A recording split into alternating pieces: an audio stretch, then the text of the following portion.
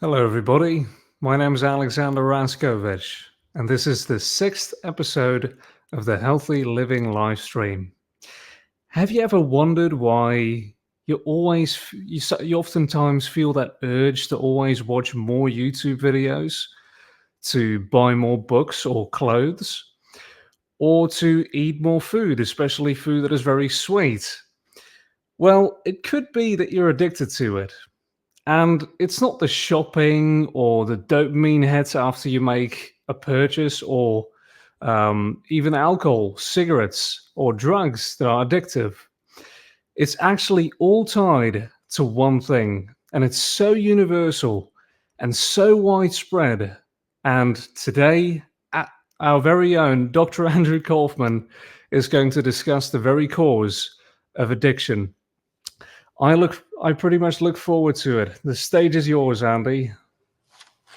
Well, thank you very much, Alexander. And yes, this is a topic that I have a lot of experience with, both personally and professionally. And I hope to enlighten some of you today with debunking some of the common myths. But before I get started, let me remind everyone to take my health sovereignty quiz to improve your freedom. This quiz will give you some tips and tricks of where you can focus in order to increase your knowledge of truth and exercise your freedom in your day-to-day life. So I encourage you to please check it out. Okay, so today's talk is about exploring the true cause of addiction. And of course, we have to start off with definitions. And I don't think it's very helpful to think of addiction as a disease or an illness. However, it is a condition of living that obviously is very difficult, not only for those in the mires of addiction, but those who have relationships with them. And so I'm going to use this operative definition for today's talk. And we are going to say that addiction is any behavior, so not a thing, but a behavior that causes or results in some kind of short-term or temporary benefit or relief or escape, but that the long-term engagement in this behavior has some form of negative consequences. And even though those negative consequences arise, you, the addicted individual, is unable to overcome that and give up the behavior. Now, this is something that is very, very common and can, of course, occur in different degrees of severity, but it seems that it's almost part of our modern culture. And this has been brought about and reinforced by our consumerist aspects of the culture. For example, where the public relations and advertising marketing industry actually tries to get us addicted to various products and services for their commercial benefit, very similar to how a drug pusher may try to promote addiction to the drugs that they happen to be peddling. And of course, this is echoed in the food industry and in the pharmaceutical industry. So those professionals and industries that we trust to provide, nourishing food and helpful medications are actually working on this commercial model. So there are many risks and minefields living in our modern world to get caught up in this trap. And almost all of us are caught up in some way, albeit hopefully very small and not very dysfunctional for the majority. But I mean to say here that when we talk about the objects of the addiction, so the specific behaviors that we consider addictive, one, they are not the cause of addiction. And I'm going to explain that a little bit more and present some data momentarily. But they really depend on our access and sociocultural exposure to these things. So, for example, if we are surrounded by a drug culture, if our parents are using drugs or our friends or peers, then we're more likely, if at risk of addiction, to end up addicted on those drugs. But if we are in a different type of setting, we can develop addictive behaviors in a variety of different realms. So this could be, for example, and this is not an exhaustive list, because, any behavior that can have those short-term rewards could end up being addictive. But these are some very common ones. So shopping, of course, which is directly related to consumerism, sex and pornography, where today the access is almost universal with internet pornography, whereas just a generation ago, or when I was a young lad, you had to basically go to some kind of theater or some kind of store to rent videos that was stigmatizing to walk into. So it was difficult to get access. And in fact, when teenage boys got a hold of one of these tapes, it tended to have high value because it was so difficult to get access to. Of course, gambling, which also there is more access today with all of the permission of various Native American groups of people to open up their casinos, expanding, and of course with internet gambling as well, and sports betting now being legal and such. Social media is a big one, and we know from some whistleblowers at Google and Facebook that this was actually part of their strategy to develop algorithms that could become addictive. And we all heard, the dopamine hit you get from a like or a share. Of course, drugs, including alcohol, we already know about, but of course they're among the list. Sports, spectator sports, sports betting, all of those aspects. Food, especially things with refined sugar and processed carbohydrates, but also with various food additive chemicals that may be addictive, flavor enhancers, things like MSG and all the different sources of it. For example, often when we see yeast extract listed as a food ingredient, that's really a source of MSG, a flavor enhancer. And of course, television and the media, which certainly were the bigger addictions when I was younger, before the age of the internet. So we see all these kind of addictive patterns and all these different behaviors and others. But as I said, these are not the cause. These are, as I would call, the object of addiction. So what does cause addiction, and how do we know it's not the drugs? Well, there are a variety of experiences I can mention, but let's start off with a series of experiments that have also been repeated and validated for most of the points, known as the rat park experiments. And these were in line of a history of experiments where they had rats in a cage by themselves, and they would choose to take drugs like morphine or cocaine, and sometimes to the point of overdose. And this led to the belief that the substance itself created the addiction. But some researchers in the 70s did this rat park experiment, as illustrated in this series of cartoons here, where they had one group of the isolated rats by themselves in a cage with little stimulation, and then versus a large rat community with recreational activities and procreation, males and females mixed together, and full social groups.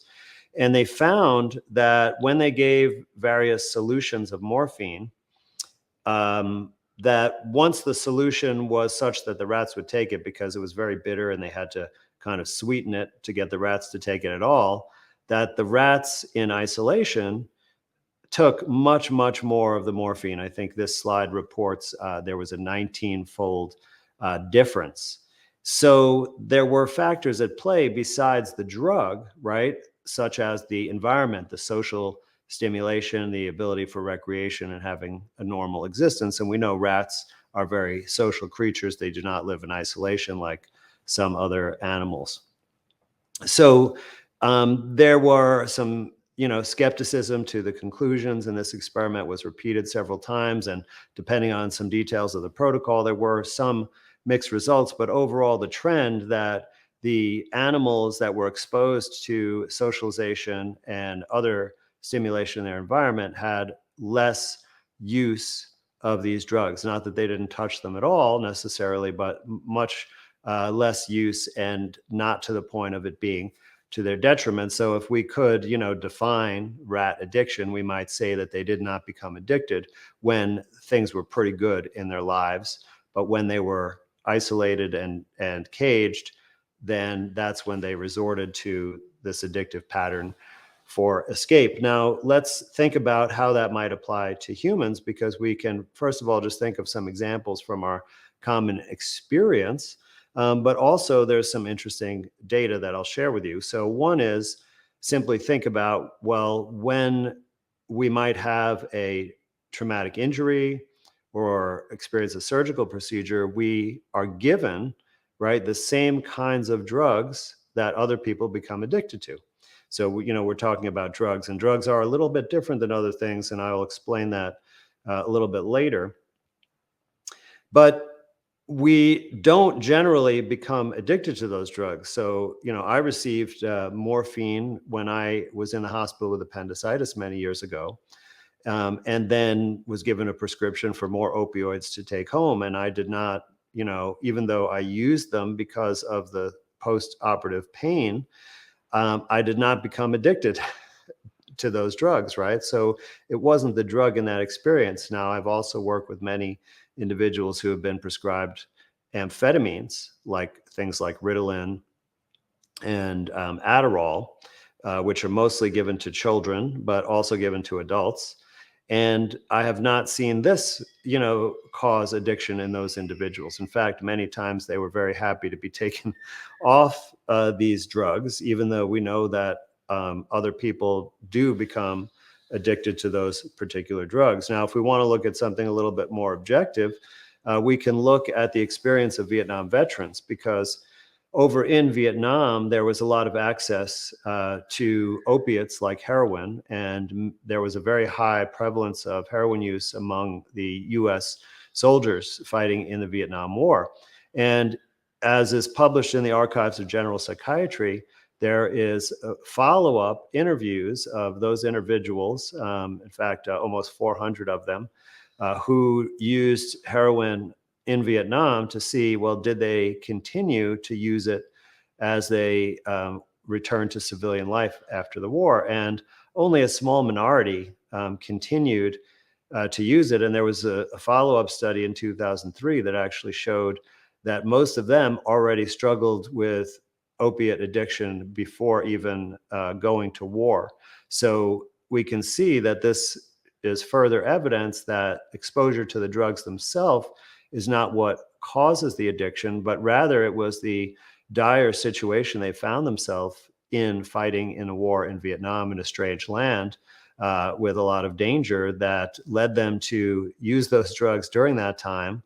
But when they returned to their families and civilian life, there was no longer a need to rely on that type of escape. So, what are the aspects of the environment or the social life that are actually the underlying cause that predisposes people to become addicted to whatever they may be exposed to in their cultural experience? So there are a number of factors here, and I don't think we can pin it down to one very, very specific thing. But let me start by reading a quote from Gabor Mate, and he's a psychiatrist from Canada who's pretty famous and has written some excellent books. And he is the first one that really made sense to me in explaining what's going on with addiction, that was distinct from, the official teachings I received in psychiatry. So here's the quote: "Not all addictions are rooted in abuse or trauma, but I do believe they can all be traced to painful experience. A hurt is at the center of all addictive behaviors. It is present in the gambler, the internet addict, the compulsive shopper, and the workaholic. The wound may not be as deep and the ache not as excruciating, and it may even be entirely hidden, but it's there. As we'll see, the effects of early stress or adverse experiences directly shape both the psychology and the neurobiology of addiction of the brain." Now, I have to say that my experience in psychiatry and in my personal life backs this up, that I did not encounter anyone with serious addictive behaviors who had good relationships and good career and was well adjusted to their social situation. There was always some form of turmoil or hurt or pain. And, trauma certainly was highly prevalent, but not the only aspect. So, Alexander, if we could bring up the next slide, this a study looked at people with, internet addiction, okay, which is really social media, most likely. However, what they were looking at is specifically loneliness. Now, I have to caution you that when we don't have a gold standard test for loneliness or for internet addiction, these are subjective questionnaires with certain statistical properties. So we have to take all of this with a slight grain of salt, but it is significant here. So what they did is they reviewed all the published studies which looked at loneliness as a risk factor. And if we can go to the next slide, here is a forest plot because they did a meta-analysis, and each one of the dots represents one of the studies they incorporated into the analysis, and everything to the right of the solid line shows a strong relationship or a relationship between loneliness and internet addiction, and there's no relationship with the dots to the left of the line. And you can see that the overwhelming majority of studies showed a significant effect of loneliness and addiction, or correlation. And you can see this particular statistics in the effect line, and that dashed line is the mean or median effect size. So you can see it's quite significant to the right overall, and this gives us a nice empirical clue from some epidemiological observations.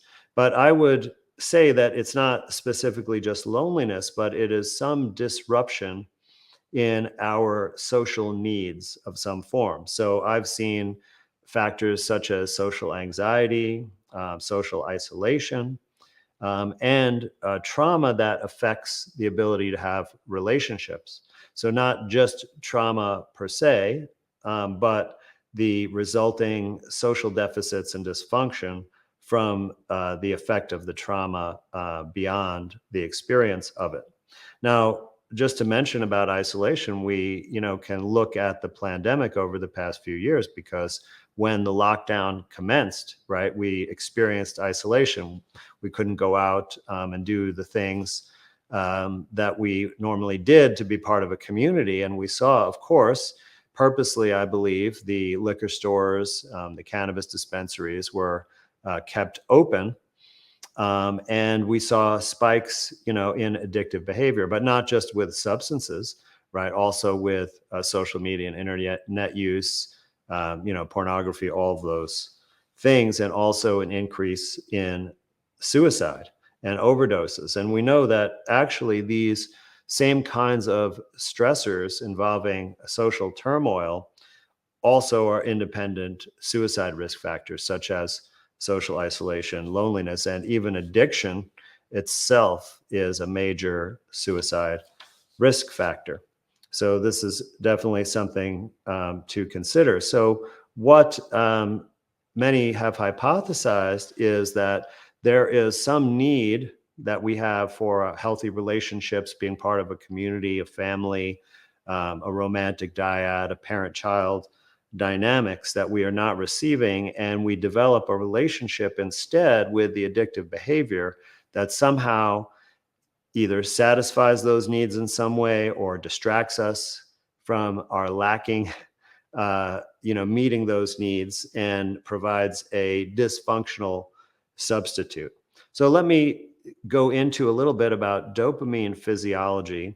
And we need to also take this with a grain of salt and realize that it may not be dopamine specifically, the chemical, but these are kind of the behavioral pathways that have been observed in terms of our reward system. Now, we have a system, right, where we have an internal rewards when we engage in certain behavior. And this is part of our repertoire, really, for survival purposes. For example, we need to have motivation in order to go and seek nourishment, right? Food and water. So there has to be some way or mechanism inside of us to motivate us to do this, and that's the reward system. Now, the so-called dopamine reward is really given there because of a desire. It's not from the thing itself. So, for example, and I heard this, from someone else's lecture, but it's a very good analogy. Let's say we're, on a road trip and we're driving along, and we see the billboard for some kind of fast food. Now that, depending on our state, and maybe not if we just ate, but most likely, we would enjoy that food, things like, cheeseburgers or fried chicken or tacos. And we might start to, get this desire that we're going to go and stop and get that kind of food and eat it.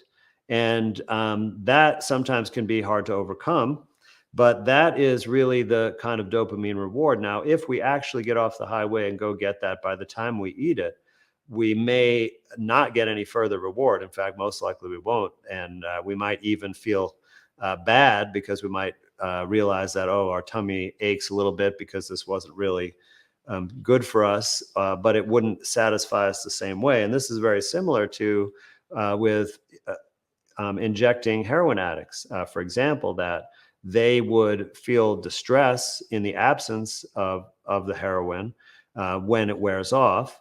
But then when they acquire it, right, it's not, they don't feel the reward or the relief when it's actually injected and goes in their body. It's when they see it, in the spoon with the flame to starting to be prepared for injection. That's when they get the relief, right? Because it's about the desire. And this is a very helpful system. So all of the behaviors that are good, such as procreation, hunting and gathering food, all will give us this kind of desire that will be reinforced through this reward system. Now, this is where the use of some specific drugs can compromise the system more so than other behaviors, although we do experience this with other behaviors. And that's because the drugs of addiction, right, directly stimulate this reward system. So in other words, we experience the reward again when these drugs precipitate a reaction in our body. And sometimes this can become a self-fulfilling prophecy. Now, this also does happen with other behaviors, some more than others. Like it happens more with sexual climax, for example, than it does with eating things that are actually food, not processed chemicals. But this is part of the issue that leads to tolerance and withdrawal.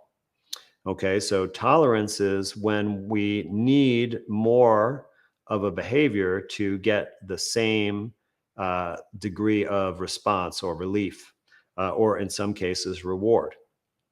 And this is one way we can assess. So, is there an addiction or at least a physiologic dependence? Because tolerance can be thought of as our body's physiologic response. And it goes with withdrawal, that if we, as we need more and more of the behavior, if we take it away or decrease it, then there will be increased distress, or in some cases, actually, the possibility of physical illness and even death.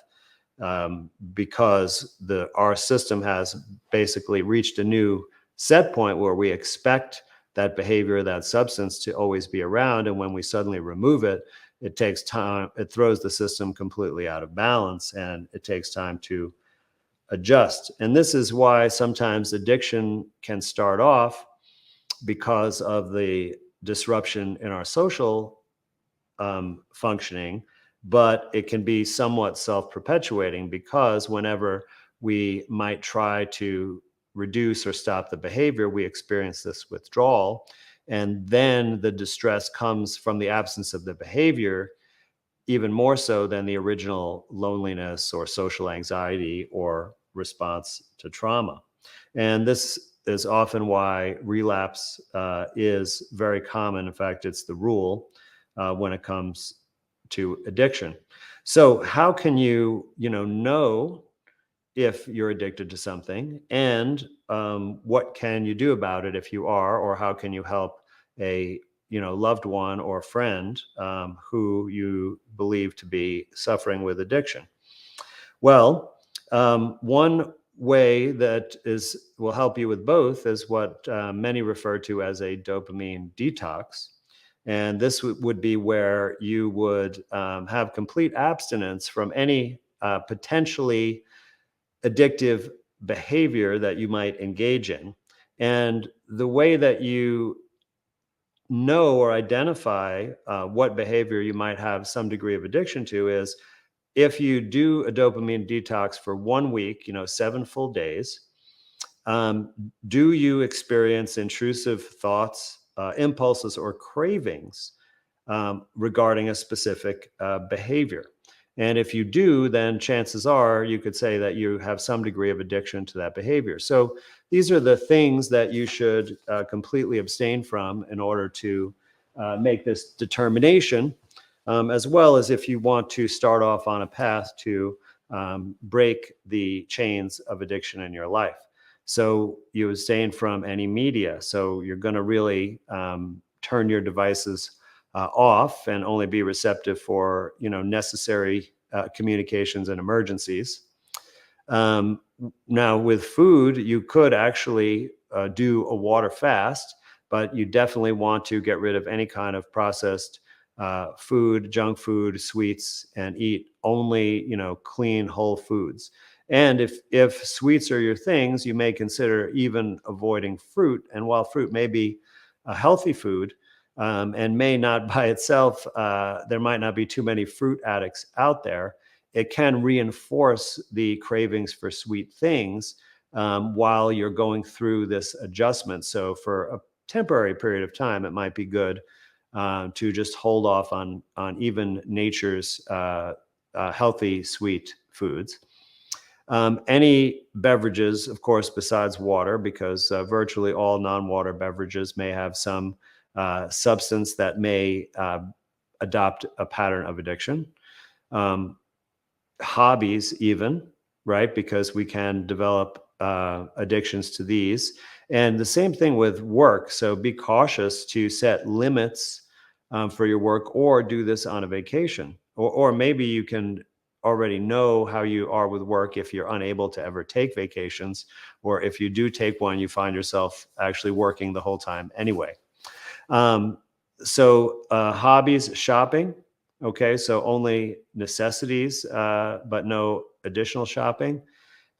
Socializing, which of course is going to be, a lot of it might be electronic these days, but including parties and sexual activities. So we're going to completely abstain from, sex with your partner, masturbation, pornography, or even just sexual fantasizing to yourself. And this will help you, make a determination if you are addicted to any of these things. And if you already know that you are, this is definitely a requisite to start off your, new part of your life to be free from these addictions. So what other things can you do to help yourself recover?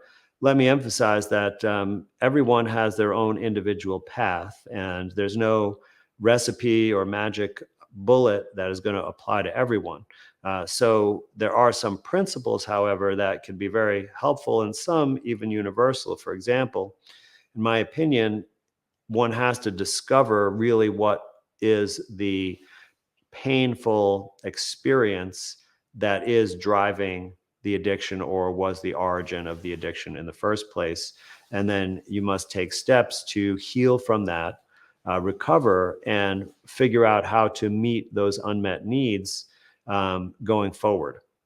And of course, you must have a plan of taking steps to make positive changes in your life, including, stopping the addictive behavior, but also other positive steps to prevent the need for addiction in the future. So some ways that I think are good is, one, to express gratitude. And I recommend that you make this a daily habit, because even if you're in the most miserable state at your lowest of lows with addiction, I guarantee that there are still things to be grateful for. One, that you are still alive and breathing. Two, that nature provides all of the beauty around us that you may have not been able to see very clearly, and many other things at a very basic level. And that is a starting point for you, and that will help you stay motivated. And when you're struggling throughout the day, I want you to think back about what you're grateful. So operationalizing it by, writing down a list either every day or at the beginning of your journey, and bringing it back, adding to that over time as there are more things in your life to be grateful for, like grateful that I made it through today. Um, think about the little things, but let it be there. Now, also having a way of spending time contemplating. Okay, this is where you don't have outside stimuli. You're in silence. You're in stillness. So it could be meditation. It could be prayer, or it could be a stream of consciousness. The important aspects of it, aside from the silence and stillness, is that you have some type of intention. And this is a great way that you can, one, generate insight about what are the factors leading you down this pathway, and also can help you establish goals, and plan them out when you give yourself this space. And then, of course, you have to follow that up with action in your life. And part of that is going to involve either repairing bad relationships or toxic relationships, or establishing new relationships, because we've really determined that your social well-being is a major cause related to problems with addiction. So this, involves realizing that when other people react to you, especially if they slight you or frustrated, etc., that you should not take it personally. It's about them, not about you. And this applies really to all situations. You have to be able to establish appropriate boundaries, and that means ending or some relationships, not engaging with some people that you have the toxin patterns with, unless you're able to repair them. It means changing your approach to others that you're in difficult relationships with, because you cannot change them or require them or force them to change, but you can change yourself. So you can interact with them differently, and then they will respond to you differently. And of course, developing new relationships and new communities that with more functional and well-adjusted people. Um, and things like spiritual fellowship is an excellent way of doing this, because we have to, address this issue, of course, psychologically, as mostly I'm describing, but also physically and spiritually. So we need to have meaning in our life. We need to be always developing ourself, and trying to answer the big questions. And we also have to pay attention to our physical health. And of course, it's obvious if we're addicted to, sugar and carbs, that our body is going to be suffering from that.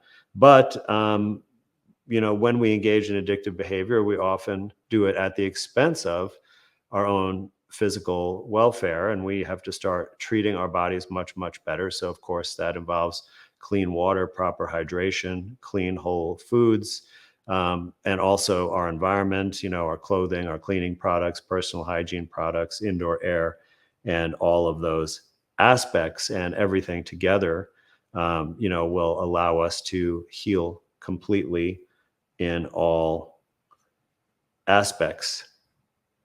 So I think I've given somewhat of a good introduction to overcome some of the myths that drugs and substances and behaviors do not cause addiction, that there is some kind of emotional or social root cause, often involving a dysfunction or difficulty in relationships, such as loneliness, isolation, social anxiety, and trauma leading to some kind of social alienation. And all of the mainstream treatment approaches, rehab, et cetera, do not really address this. In fact, they often serve either intentionally or secondarily to further isolate those with addictions from society at large and from the relationships.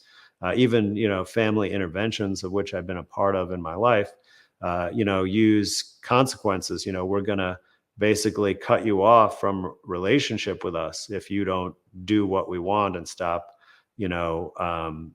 engaging in this addictive behavior, when what would really help them would be the opposite, to bring them in closer, and such that they ultimately wouldn't need the addictive behavior any longer. All right, Alexander, I'm ready to take a few questions. All right. That was an excellent presentation, Andy. Well done.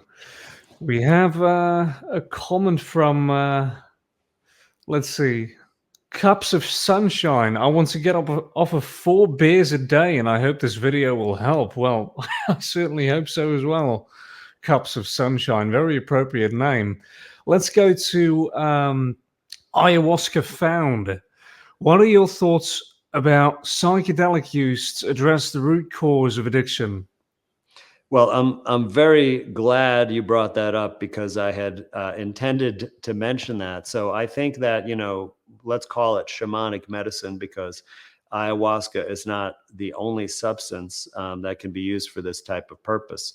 And even in the mainstream, at institutions like Johns Hopkins University, they've done experiments, for example, with psilocybin mushrooms, with mental disorders, and I believe there's some data about addiction. So I think that what I was saying about contemplation, where you can gain insight, and it can help you, increase your motivation and set goals and come up with a plan, that process can be greatly accelerated in an appropriate plant medicine ceremony, with the appropriate guidance and with the serious intentions.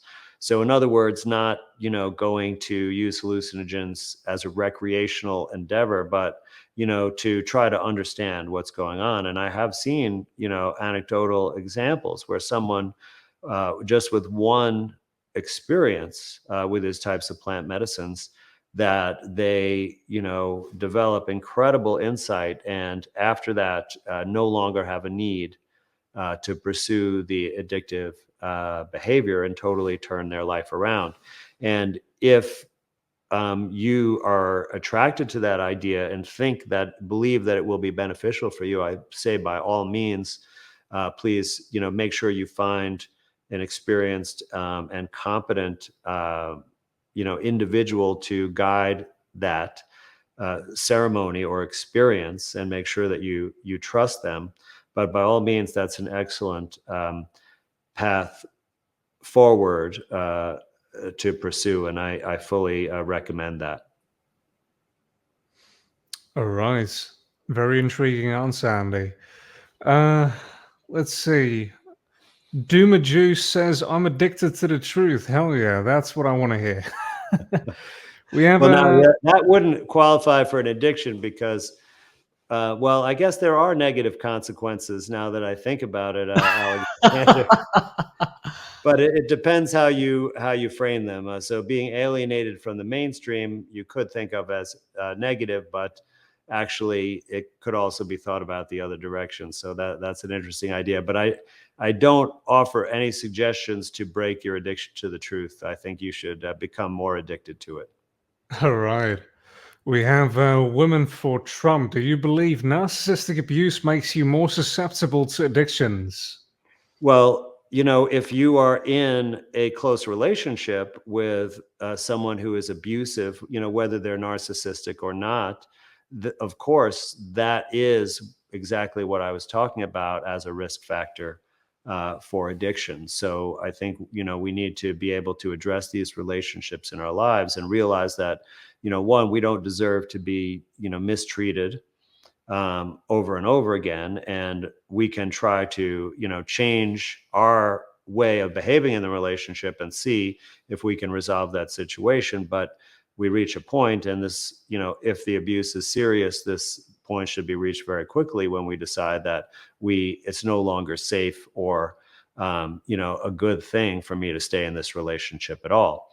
Now, if we have a pattern of finding partners who are abusive, then we have to look at ourselves and say, why do we keep finding these types of partners, and what needs are we trying to have met, and how can we change this so that we don't end up in this situation anymore. All right. That's a great one, Andy. Let's see. There was one that I found very good. Pretended chase. When I smoke a joint, I immediately afterwards feel guilty. Why is that? Well, there are, of course, going to be your individual reasons about why it may be guilty. Are you hiding it from someone? Is it getting in the way of you completing some productive activity, right? There must be some negative consequence of it that you feel guilty for. But what I was talking about earlier with the dopamine or the reward-based aspect of it, right? That when you are kind of thinking about it, that you want it, right? You have the desire for it. You get it out. You start rolling it up. You feel the reward during that time, but actually, smoking it and taking it in yourself, that is going to be less rewarding potentially, right? Because cannabis is not as strong as of a reward or dopamine response as other drugs like cocaine and heroin, etc. So I think it probably is, related to that pattern. But I give a lot of consideration to, what are the negative consequences for you? Who in your life doesn't like it when you do that? That may be the more of the direct cause of the guilt. All right, excellent. Last question from S. Derry. Could you please comment on addiction versus habit, i.e., drinking coffee in the morning, for example? Sure. Well, I think we go right to the negative consequences here. So, does long-term use produce negative consequences? Do you use it? I'm sorry. So, the negative consequences is really, the main thing that establishes, whether it's an addiction or not, and that is going to be somewhat subjective. Coffee, in terms of the medical research, is heralded as one of the most beneficial substances to many, many different organ systems, according to all the medical literature. So it doesn't seem to have a negative physiologic effect. I mean, there's even a study that shows it decreases your suicide risk. I remember we used to talk about that when I was in psychiatry. However, you can overdo it, like with everything. So, if you're just drinking coffee all day long and it's making you jittery and you can't fall asleep properly and you have consequences with, rest and sleep wake cycle, then, that could be a form of addiction. But habits, are something generally that are positive in the short and long term. Or maybe they might even be negative in the long term, but positive and negative in the short term, but definitely positive in the long term. So there are things we're trying to, have a repeated pattern of behavior, but it is always going to be different from the addiction, or it could become addictive in certain circumstances, right? Things like work. Work could be a very positive habit to be productive, make a contribution to the world, have a livelihood, make a living. But it can also become addictive if you're doing it more and more and using it to avoid other things and having negative consequences such that you ignore your family, your children hates you, your wife leaves you, et cetera, et cetera. All right, that was excellent, Andy. Now, that was the sixth episode of our Healthy Living live stream already. It's been a very, very long road already. And next week, we're going to be talking about biosolids, which is like a sewage sludge fertilizer that is used in the majority of our agriculture. And I pretty much Yeah, look this forward to was, that one. I call this the biggest scam since adding fluoride to the water. And most people know. Oh no. Andy, are you still there? I believe Andy has disconnected. Well, ladies and gentlemen, please take a look at the quiz that I put in the link. Make sure you take it. Oh, there you are. Yes, I'm Right. not sure why I just disappeared for a second, but there have been a couple of brownouts that I've experienced at my home today, so it could have been one of those. But Okay. yeah, I was just saying that most people know nothing about this whole biosolids scandal, so it'll be important for you to tune in and see if you are directly or indirectly affected by it. All right. Make sure to take the quiz, ladies and gentlemen. And it's fun and very quick to be able, and you can do it very quickly. And I put the link in the description, and I will also put a link to the newsletter. And make sure you sign up for those to never miss another announcement. Now, without further ado, we'll see you next week. Cheers.